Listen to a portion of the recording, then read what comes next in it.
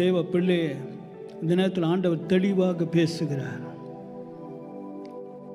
எப்படி கர்த்தர் உங்களுக்கு ஒரு இருதயத்தை கொடுத்திருக்கிறாரோ அதே போல ஆண்டவர் வார்த்தையை தந்திருக்கிறார்.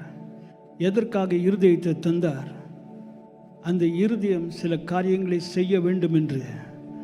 அந்த இருதயம் செய்ய வேண்டிய காரியத்தை செய்யும்போது நீங்கள் ஜீவனோடு இருப்பீர்கள். ஒரு 15 நொடிகள் அது இளைப்பாறும் என்றால், செயல்படாமல் இருக்கும் என்றால், உடனடியாக நலமாய் இருக்கிற அந்த நிலைமை விட்டு நான் நன்றாக இல்லை அந்த நிலைமைக்குள்ளாக நீங்கள் வந்து விடுவீர்கள். யாவருக்கும் பயம் வந்துவிடும்.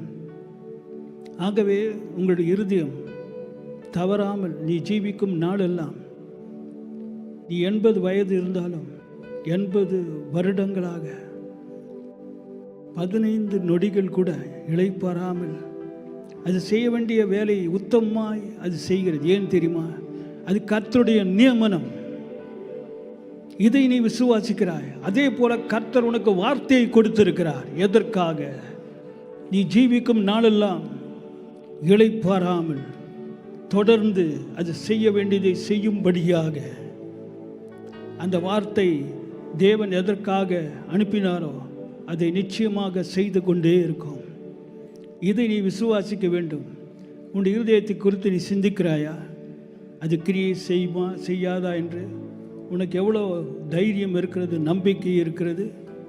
ஆனால் வார்த்தையின் மேல் உனக்கு அந்த உறுதி இல்லாமல் இருக்கிறது. அது நல்லதல்ல.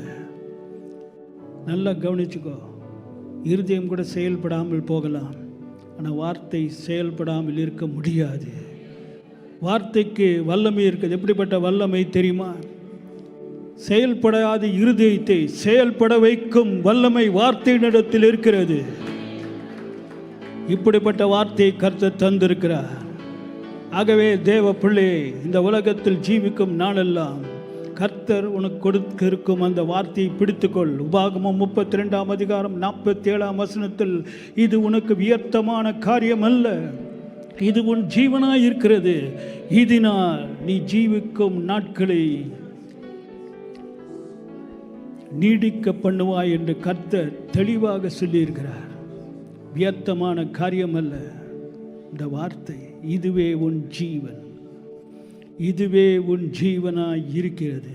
ஆகவே தேவ பிள்ளை, எப்படி உன்னுடைய இருதயம் உன் ஜீவனாய் இருக்கிறதோ அதே போல தேவன் தந்த வார்த்தையும் உன் ஜீவனாய் இருக்கிறது. அது செயல்படுகிறது. அது செயல்படும் போது பிசாசு செயல்பட முடியாது, சத்ரு கிரியை செய்ய முடியாது, சத்ருவின் கிரியைகள் செயல்பட முடியாது. ஆகவே இந்த நேரத்தில் இந்த வார்த்தையை நம்பு, இந்த வார்த்தையை பிடித்துக்கொள், இந்த வார்த்தையை உன் இருதயத்தில் மறைத்துக்கொள். கிரியை செய்வதற்கு உன்னை ஒப்புக்கொடு.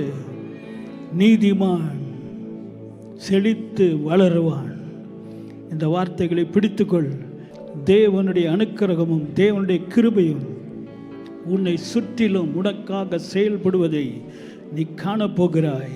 நீ ஜீவனுள்ள தேசத்தில் கர்த்தரை ருசி பார்க்கும் தேவ பிள்ளையாக ஜீவிக்கிறாய் என்பதை உலகம் அறிந்து கொள்ளும்.